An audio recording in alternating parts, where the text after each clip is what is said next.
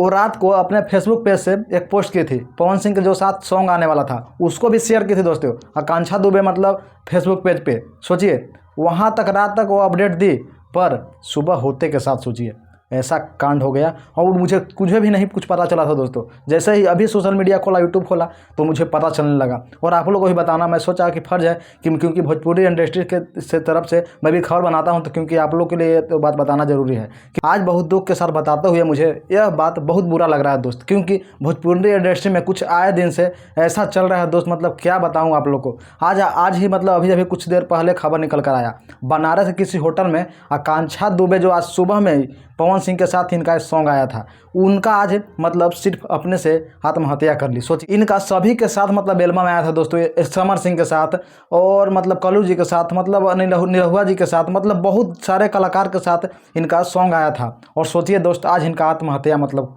खुद से ही सुसाइड कर ली। अपना के तरफ से न्यूज़ नहीं बना रहा हूँ, क्यों मतलब बहुत सोशल मीडिया पर देख रहा हूँ कि सभी कोई बोल रहा है कि बनारस में किसी फिल्म का शूट कर रही थी, वहाँ पर ही मतलब शूट स्टेज पे ही मतलब अपने काम धाम खत्म करने के बाद सोने गई, उसी दौरान अपने से ही खुद से ही मतलब वो आत्महत्या कर ली। मुझे यहाँ तक अंदाज़ा नहीं है कि खुद से वो कर ली होगी, पर बहुत लोग बोल रहे हैं तो मानना तो पड़ेगा ना भाई, जो बोलते हैं वही तो दिखाते हैं आप लोग को। तो आप लोग को बस इतना ही बताना है दोस्त कि वो अपने से खुद सही कर ली थी या फिर किसी और ने किया है। आप लोग क्या लगता है, आप लोग कमेंट करके मुझे बताइए। बस इतना ही छोटा सा अपडेट लेकर आए थे, आप लोग को बस बताना चाहते हैं कि यह सुसाइड कर ली है। तो चलिए दोस्त, जय हिंद।